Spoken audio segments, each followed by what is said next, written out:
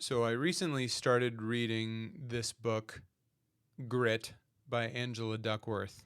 The first thing that I found out from reading this book is that I don't have a lot of grit.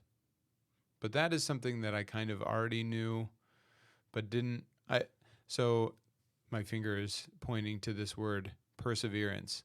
That is something that I would say that I lack, that I have not practiced very much. And early on in the book, it talks a lot about talent and how talent doesn't necessarily correlate to long term success, because people that are talented get to a certain level very easily and then they maybe don't have the skill of follow through and perseverance. And I would say one thing that I lack is perseverance, or one thing that I am working on is perseverance and persistence. Um, right now, they're talking about she's talking about passion and what passion actually is. One analogy that she has in the book is about how maybe people think passion is some kind of firework, but what she says in the book is a firework. There's a giant spark, there's a big boom, and then it just kind of fizzles into smoke and fades away. Where people with passion, it's not necessarily about how they get up every morning and work really hard, or just working really hard. That's part of it, but passion is more about getting up day after day after day and putting in some kind of work. Of course, the more passionate, the more hardworking people put in really good work every day, day after day. But it's more about the repeated process over a long period of time that goes into passion, that it is an extended period more so than just these short bursts of extreme amounts of work. Because if you're putting in, if you're grinding out the hours and putting in a lot of work, but you bounce from thing to thing to thing, that's not really passion. That's just you putting in, a lot of work on something. But if you don't persevere, if you don't follow through, then, that's where she says you're lacking grit. And a lot of the people, or a lot of people that have uh, gotten to the heights of their industry or whatever it is that they're pursuing, it's more about grit and having that long term passion and grit and perseverance, more so than natural talent. Even though our country, the United States, is one that worships talent and uh, natural ability. And right now, she's also going through just goals. And this is something that I've thought for a really long time. Those that create the most success in life and in our world are the people that have a single aim, or something very singular that they're focused on, and they aim towards that most of their life. The more that you're distracted, or the more that you're aimed at different things throughout your time span, or your time, or your life, the less time and energy that you have to focus in a singular area. Which, of course, if you have person A that is focused on one thing their entire life and getting good at that thing and being a professional in that thing, if some person B is going after two things and splitting their time in between two foci, and two things that they are trying to create in their life, well, of course, they are going to be distracted. Of course, it's not going to work as well for them, because they are going after two things instead of one thing.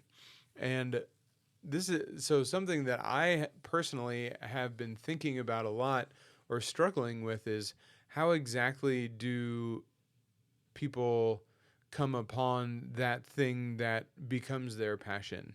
Is it because they start taking action in the direction of that thing and it just naturally becomes a passion? Um, that's the thing that I'm really interested in, because, and I think I might have talked about this before. I've been thinking a lot about what path to take, or something. What do I want to do, or what direction do I want to go in, and that has led me to not take action on things. And when I started taking action on something, I got more invigorated, I got more excited, I got more intrigued by it and wanted to continue taking more action. So I feel like there is something to be said about that. And there is a section in this book that I'm excited to read now that talks about passion. Or it really just, it's talking about growing grit from the inside out. That's part 2 of this book. And chapter 6 is interest, chapter 7 is practice, chapter 8 is purpose, and chapter 9 is hope. So I'm really intrigued to read that because I think that's something that I've had questions about for some time. I would say that uh, I have been a person that has been directed mostly by other people, or I've never really sat myself down and been like, what do you want to do with yourself? And that has led to this. Now, at the age of 37, I'm actually sitting down and asking myself, well, what do you want to do? And I can't make a decision because, or I shouldn't say I can't make a decision. I have been indecisive, which has led to me not taking any action in any direction. And now that I have been taking some action in one direction, it does get me excited. It does get me interested in that thing more. Um, but then there's also the I was listening to a podcast, and the guy that was getting interviewed was talking about the thing that if you find a thing that you can do, that as you do it, time just fades away and you lose track of time. Like, do more of that thing. And I enjoy reading. I enjoy reading psychology books and thinking about all of these things. But does time necessarily like slip away from me? Do I want to do it so much that uh, I just don't want to do anything else? I don't know if that's the case. But then also, like, I could just be talking myself out of it. But all that to be said, um, I have enjoyed starting to take some action to create movement for myself, and that has resulted in more enthusiasm about continuing to move. And I am excited to, like, I am enjoying this book, and it's very interesting, and I enjoy her writing and vulnerability and honesty. So I'm excited to continue reading it. Would suggest that you do the same if you are a reader. Uh, and I might just talk about it more, but that's all for now.